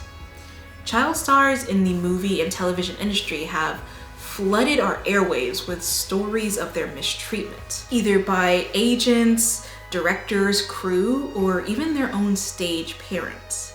Jennette McCurdy, a former Nickelodeon star on such shows as iCarly and Sam and Cat, recently published a best-selling novel about her own exploitation. She discussed how her mother would restrict her calorie intake at just 11 years old, leading McCurdy to battle an ED for years to come. If we were to think back on the families I've talked about so far in this video, specifically the cult clique, we would see the same restrictive behavior. There's also the money issue for both film and internet child stars. Jackie Coogan was considered the star of the 20s, and his rise to fame was considered unprecedented, but quenching for America's desire for child stars. His biggest roles came about in childhood, but as he aged, his work kind of dried up. As Herald, quoted in O'Connor, argues, Jackie Coogan's only other exceptional role came in the 1960s, when he played Uncle Fester on the television adaptation of The Addams Family. Speaking on this role, Coogan noted, "I used to be the most beautiful child in the world, and now I'm a hideous monster." As an adult, Coogan sued his mom and his stepfather turned manager, arguing that they had only left him $1,000 in his trust fund. They spent the rest of his earnings on their lavish lifestyle. This is not an issue uncommon for child stars of family vlogging channels either. Though some may argue that it's the parents who do most of the heavy lifting in this niche, I have common sense. The children are usually the star of the show. Just look at the comment section. Most viewers have formed a parasocial relationship with the children of the family and not the parents themselves. And I think the adults, as business savvy as they are, have figured this out. Just look at who family channels market, who they present on thumbnails or titles to get views. The parents of family channels almost serve as chaperones to their children's stardom. They're there to cash the check and handle the camera and maybe sometimes edit, but their children are the ones drawing in an audience. While Coogan did win his suit, which resulted in the passing of Coogan's Law, which was a financial protection for children stars, there is no such legislation for child influencers. Chris McCarty has been nearly instrumental in trying to enact key legislation for child influencers. They have a website by the name of Quit Clicking Kids and have been working with legislators to pass bills similar to Coogan's Law for family vloggers. A bill has actually been passed in Illinois, with other states kind of showing favor, but there's still an urgent need to protect child influencers from being exploited by their family. What I hope to demonstrate with the comparison of child influencers and child actors is our own incomplete thinking. We're able to understand, for the most part, child exploitation in just about every other industry but family vlogging. We read the horror stories of former child actors like Drew Barrymore or Judy Garland, and we cringe at the idea of ever putting a child through something so traumatic. Perhaps we assume children are safer with their parents than a set manager or director, but I would argue that it's more or less the same industry. And as we have seen from some of the families we talked about today, the harm is not reduced by blood relation. Child stars in vlogging families have the same exact expectations as child stars in the film or television industry. As Ryan, quoted in O'Connor, states, "They were wholesome, clean-cut, wonder-bred kids who were living the American dream as much as they were creating it. To be a successful kid star of TV's golden era, you had to look and sound natural. Even if your lines were scripted, even if your days were produced, even if your lives were anything but, you had to be natural, naturally." Think of all the insufferable family channels whose videos feel strangely produced. The parents have long since exited the age where whimsy and wiseness come second nature. Their acting is always a little off, but the children have no inhibitions. They know when to turn off and come back to life right before the camera, and they do so with ease. Think back to that leaked moment of the Spade family, where the dad breaks character and he snaps at his wife. God. Okay. My hair looks fucked up. I would not film like this. So just go. Okay. The kids, who are literally 1 foot away, who are also part of the scene, immediately turn off, as if they're robots. They quietly wait for their cue. When the dad takes the scene from the top, the kids execute their line perfectly, as if the indiscretion never happened, as if their father never got angry in the first place. Okay, 1, 2, 3. Hey, example! Welcome back to our channel, guys. Showing signs of this would, of course, be detrimental to, I almost said their safety, but I don't know that, so I'll say the brand. So the children have become pros at pretending. They're not given a chance to regulate their emotions. They're not given a chance to act normally as children. They're little workers, posing and performing for the camera. Something I find interesting, as noted by O'Connor's thesis, is how archaic child stars seem to be. They and their work ethic are stuck in a time pre-20th century, a time before children were seen as children and were often employed in dangerous professions. Of course, that's a very brief and whitewashed version of child labor history. Children of color and poor children were working and continued to work even after protective legislation passed. And to this day, children across the globe are still working. Most pertinently, off the top of my mind, the Congo, where they are made by Western countries to mine in dangerous conditions for minerals. But if we were to be very narrow in our understanding of kids and the boundaries inherently placed on them, The idea of the working child in the United States for white children is frowned upon. Children are expected to be innocent, well-behaved, and morally pure. More than anything though, they're expected to remain in a separate world from adults. Not only to denote a power difference, but to denote a moral difference. Adults will tarnish children, and so they must be protected. If children veer outside of this normative standard, society very quickly seeks to return them to it via various cures. But child stars are not held to this standard. They are constantly placed in environments where their innocence as well as their personhood are threatened. They are the headlines of countless gossip magazines who call them wild from success and off the rails. On movie sets, they're given uppers to keep them awake and downers to put them to sleep. In the past, they were sustained on a diet of cigarettes. They're abused by studio executives. This treatment isn't reserved for adult actors or even just teenage actors. As O'Connor argues, child stars are adultified as soon as they step foot on set. Their very existence in the entertainment industry strips them of their proximity to normative childhood. And the same goes for children of family vloggers. Cute they may be, states O'Connor, but the idea of a child who has become a commodity does not sit happily with the accepted standards of childhood experience in our culture. Therefore, child stars are easier to exploit. If we do not see them as people or children, we are more likely to not treat them as such either. If child stars are so incongruent with our imagery of childhood, why are we so desperate to have them? The short answer, of course, is that we are hypocrites. We want children to be children except for those children, the children who entertain or provide for us in some way. We as Western powers are greedy.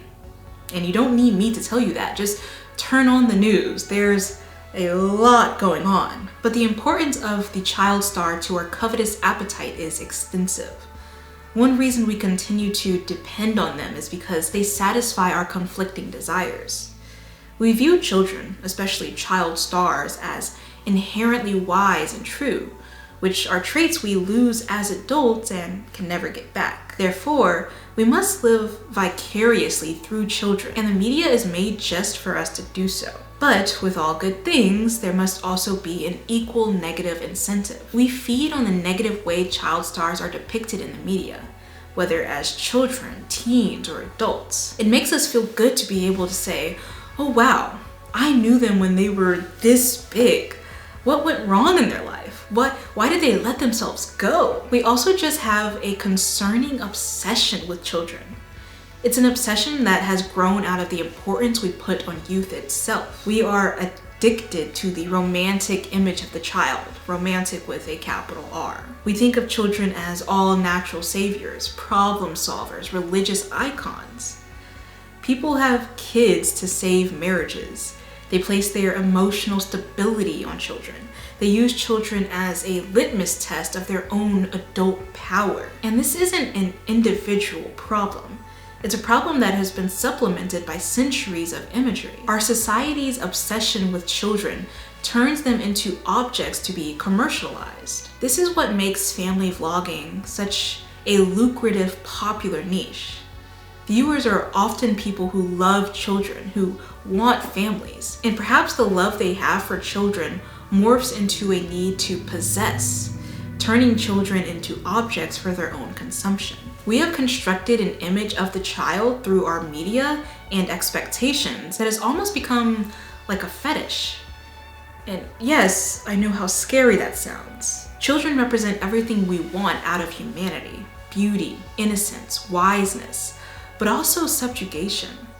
Despite being so desirable, children are also considered second-class citizens. We exert power over them. We love to own them, to control them. As O'Connor notes, children are viewed as below and behind adults in every possible way, which makes their exploitation even easier for the masses to digest. Children are not people with their own individual wants, desires, and dislikes. This is the logic that most parents operate out of, and the logic that family vloggers often begin to internalize. Seems like we're taking more pictures of Posey, or like more attention and time. Everybody's in a phase where she just wants to play with her friends and be a kid. Everybody's kind of over it. Posey's a baby, got no say, so we can do as many as we want. But don't just blame them. It's us, the consumers, who make this kind of treatment alluring. Kincaid argues that the image of the cute, huggable, beatable child is likely so powerful that we can not only do without it, but cannot even recognize our own need. It has become second nature, this desire. In our minds, and in our art, and in our lives. When someone brings it to our attention, therefore, it seems absurd. Oh, this job. One day, it'll be extremely hypocritical to be a critic at all. I talk about every other industry and how tarnished it is by greed and poor practice. And the day will come for video essayists to be brought to the stand. And what will I have to say then? But the point of this video, or any of my videos, is not to tear down or unjustly criticize. I see the potential in family vlogging. Mainly because I am an insanely lonely person, and so I see the appeal of turning on a comfort video just to break up the silence. Especially when the comfort video is attached to a family who seems so well put together. Much more put together than my own. How can we vilify an entire genre when it has potentially helped so many people? Well, like this. The main critique I have with family vloggers, and the reason I think the genre has declined greatly over the years, is how it could lead to total exploitation. People are becoming uncomfortable with the inherent tenements of the genre, which is surveillance, child labor, and a lack of consent. Posey's a baby, got no say, so we can do as many as we want. Even if a family is loving, even if they don't start off with the goal of using their children, the very nature of capitalism and YouTube algorithms dictates that we use any means necessary to create wealth. And for families whose content incorporates large home tours and lavish vehicles, at some point, wealth becomes the goal for these parents. And to get this wealth, they utilize their children.